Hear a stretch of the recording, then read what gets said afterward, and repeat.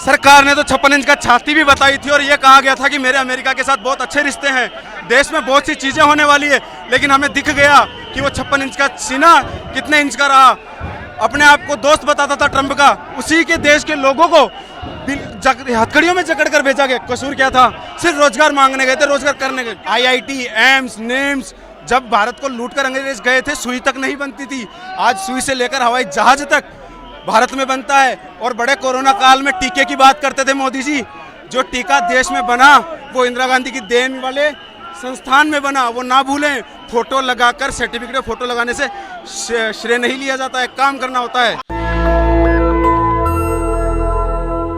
देखिए किस प्रकार से लोग हाथों में हथकड़ियां लेकर आए हैं, जिस प्रकार से अमेरिका से लोगों को हाथों में हथकड़ी जो बांध कर भेजा गया था उसका ये विरोध प्रदर्शन कर रहे हैं। सरकार तो कह रही है कि अमृतकाल है, रोजगार दे रही है। सरकार ने तो 56 इंच का छाती भी बताई थी और ये कहा गया था कि मेरे अमेरिका के साथ बहुत अच्छे रिश्ते हैं, देश में बहुत सी चीजें होने वाली है, लेकिन हमें दिख गया कि वो 56 इंच का सीना कितने इंच का रहा।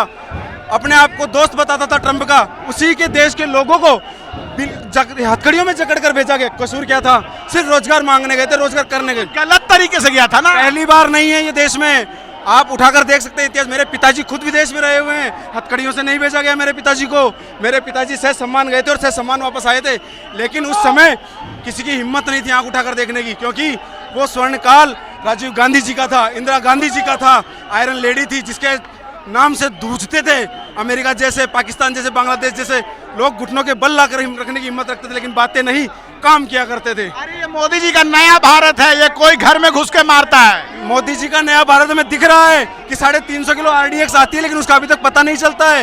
ये मोदी जी का भारत है जहां पर 350 किलो RDX मिलती है, लेकिन उसके खिलाफ कोई कार्रवाई नहीं होती है। ये मोदी जी का भारत है साहब, मोदी जी का। यहाँ पर युवा नशे में गिरफ्त में आकर आत्महत्याएं कर रहा है, लेकिन उसका कोई हिसाब नहीं है, क्योंकि उसके खुद के बेटे नहीं है, उसके संतान नहीं है। संतान के जाने का दुख वो क्या जाने जो सड़ा खुद निसंतान है। उन्होंने तो पूरे देश के लिए परिवार को छोड़ दिया, उनका पूरा देश ही परिवार है, वो साफ साफ कहते हैं। नकारा निकम्मा जो हो वो छोड़कर भागता है देश और परिवार को। साफ साफ जाहिर होता है कि वो किस तरीके का परिवार निभा रहे हैं। उनका परिवार है, लेकिन अडानी और अंबानी है जिनको दिन दुनी और रात चौगनी तरक्की में करवाने में लगे हुए हैं। अडानी अंबानी उनका परिवार है, वो तो कहते हैं कि कांग्रेस ने इनको बढ़ाया है। कांग्रेस ने एक उद्योगपति को व्यापार के आधार पर बढ़ाने का अलग विषय है, लेकिन कुल मिलाकर सरकार ही उनके हाथ में दे देना ये परिवार का हिस्सा नहीं है।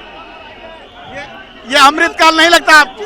कहाँ से है अमृतकाल? मैं आपसे पूछना चाहता हूँ, और मैं आपके माध्यम से मोदी जी से पूछना चाहता हूँ कि मोदी जी कभी 100, 200, 500 न्यूज चैनल वालों को इकट्ठा कीजिए और उनको जवाब।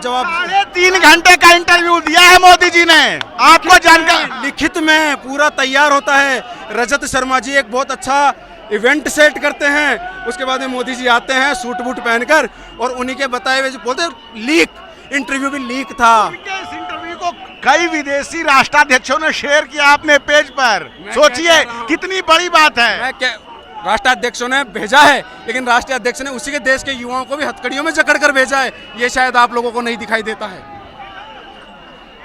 तो ये जो कह रहे हैं कि अब भारत जो है विश्व गुरु बन चुका है, डंका बज रहा है, ये तो कांग्रेस के समय में नहीं था। 60 साल में कांग्रेस ने ऐसा क्या दे दिया, सब कुछ जो है बेड़ा गर्क करके दिया है, तब जाके 2014 में वास्तविक आजादी मिली है। जो सांसद हैं मंडी से, हम आप कह रहे हो ना कि कांग्रेस ने क्या दिया, हम दिल्ली में खड़े हैं। IIT, एम्स, नेम्स जब भारत को लूट कर अंग्रेज गए थे, सुई तक नहीं बनती थी। आज सुई से लेकर हवाई जहाज तक भारत में बनता है। और बड़े कोरोना काल में टीके की बात करते थे मोदी जी। जो टीका देश में बना वो इंदिरा गांधी की देन वाले संस्थान में बना, वो ना भूलें। फोटो लगाकर, सर्टिफिकेट फोटो लगाने से श्रेय नहीं लिया जाता है, काम करना होता है। भाजपा के लोग कह रहे हैं कि संसद में नेता लोग आपके और बाहर आप लोग हंगामा कर रहे हैं, कोई काम नहीं होने देना चाहते हैं, बस सरकार को डिस्टर्ब करना है, लोगों को भटकाना आप लोगों का एक ही बस नारा है और कुछ नहीं। वो 56 इंच की छाती वाला जब सवालों से डरता है ना, तो वो यही सवाल बोलता है। आपने देखा भी होगा राहुल गांधी जी के माइक बंद कर दिए गए, सदस्यता तक रद्द कर दी गई। ऐसी बच्चों जैसी हरकतें करते हैं कि मेरा बेटा, मैं तुझे बैटिंग नहीं करने दूंगा। ये वाला आज तमाशा संसद के अंदर चल रहा है, जो पूरा देश देख रहा है। और आप देख लीजिए 2024 का चुनाव देखा और 29 का चुनाव देखिएगा, परिणाम आपके सामने होगा। संसद के पटल से और लाल किले की प्राचीर से 29 2029 में 15 अगस्त को अगर कोई भाषण देगा तो राहुल गांधी जी होंगे, क्योंकि राहुल गांधी जी ने देश की आत्मा को छुआ है। वो इंदिरा गांधी जी के पोते हैं, वो राजीव गांधी जी के बेटे हैं। यही उनकी काबिलियत है।